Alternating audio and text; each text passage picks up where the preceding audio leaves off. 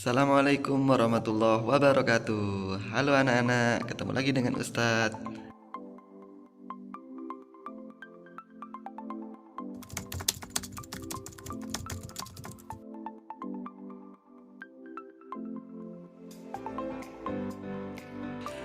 Coba kalian amati gambar berikut. Nah, dari gambar tersebut ada gambar apa saja ya? Ya, di sana ada gambar kendi, ada gambar tungku, dan juga ada penggorengan.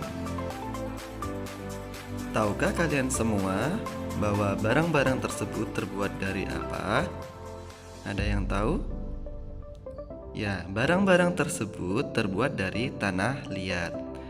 Nah, kalau di daerah kita biasanya kita menyebutnya dengan lempung ya. Ya, tanah liat atau lempung. Hasil karya dari tanah liat tadi itu disebut dengan gerabah atau tembikar. Nah, nama lainnya gerabah adalah tembikar. Para pengrajin gerabah dapat kita jumpai hampir di seluruh pelosok Nusantara, tidak terkecuali di Pulau Madura. Pulau Madura ini yang berada di utara Pulau Jawa. Gerabah-gerabah yang dihasilkan oleh pengrajin Madura adalah gerabah yang dibuat dari tanah liat yang berwarna kuning dengan pasir halus. Tanah liat hitam dapat juga dipergunakan, tetapi kualitasnya kurang baik.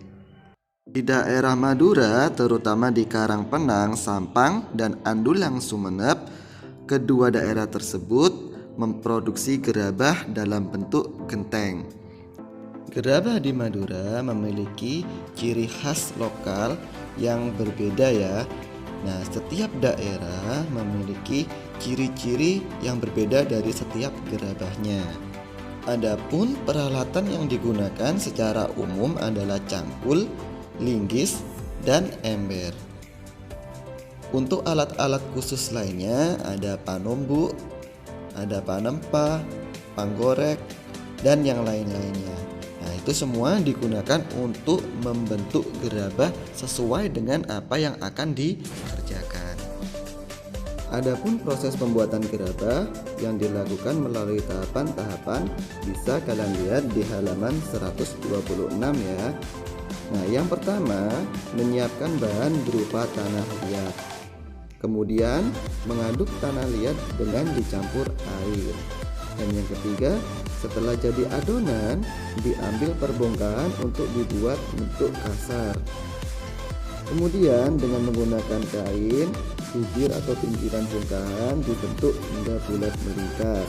Bila yang dibuat sejenis periuk, maka ketika pinggiran atau bibir sudah jadi, lalu diangin-anginkan.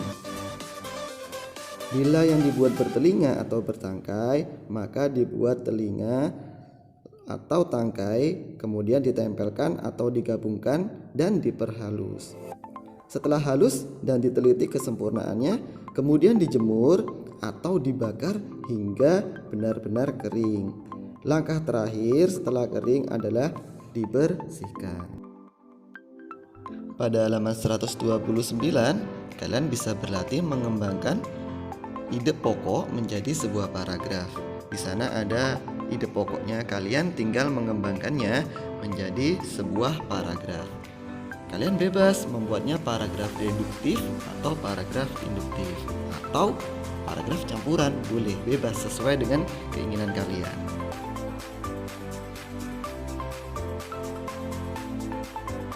Coba kalian amati, kira-kira membuat gerabah itu lama atau sebentar ya? Tentunya lama bukan? Nah, bisa kalian bayangkan itu, jika kalian menjadi seorang pengrajin gerabah, duduk dengan cukup lama, lalu menggunakan alat geraknya untuk memutar-mutar, untuk membuat bentuk-bentuk yang bagus. Kira-kira membutuhkan tulang yang kuat apa tidak? Tentunya butuh bukan ya? Jadi penting sekali kesehatan tulang itu bagi para pengrajin gerabah. Nah, nanti kita pelajari macam-macam kelainan pada organ gerak pasif yaitu tulang. Kelainan tulang pertama yaitu adalah fraktura atau patah tulang. Ini biasanya disebabkan akibat kecelakaan ya, bisa jatuh atau yang lain-lainnya. Nah, fraktura ini dibagi menjadi dua, yaitu fraktura tertutup atau patah tulang tertutup dan fraktura terbuka atau patah tulang terbuka. Berikutnya ada osteoporosis, yaitu kelainan tulang yang disebabkan karena pengeroposan tulang. Nah, hal ini disebabkan karena tubuh tidak mampu menyerap dan menggunakan kalsium secara normal. Jadi tidak terjadi pembentukan tulang, malah sebaliknya. Dan ada juga fisura atau retak tulang. Sama seperti halnya dengan fraktura, fisura juga terjadi karena kecelakaan. Hanya bedanya di sini, kalau fraktura tadi patah dan sedangkan fisura hanya terjadi keretakan saja. Berikutnya ada lordosis, skoliosis, dan kifosis yang kelainan tulangnya terjadi pada tulang belakang. Pada lordosis, kelainan tulang belakangnya, kepalanya tertarik ke belakang. Pada skoliosis, itu tulang belakangnya membentuk huruf S, ya seperti di gambar itu ya. Dan sedangkan kifosis, tulang belakangnya membengkok ke belakang dan kepalanya ke depan. Nah, dari gambar tadi, dari penjelasan Ustadz, ternyata tulang itu memiliki kelainan. Nah, tugas kalian menjaga tulang kalian agar tetap sehat.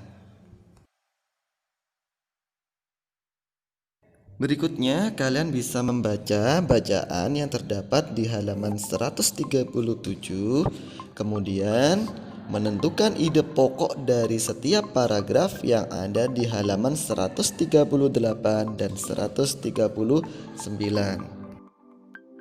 Perhatikan komik yang terdapat di halaman 140. Itu adalah contoh komik ya. Perhatikan baik-baik bentuknya.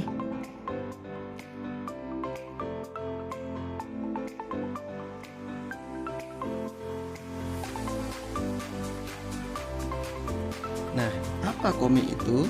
Komik adalah salah satu bentuk seni yang menggunakan gambar-gambar tidak bergerak dan disusun sedemikian rupa sehingga membentuk jalinan cerita. Nah, tugas kalian membuat komik dengan memilih salah satu tema tersebut ya.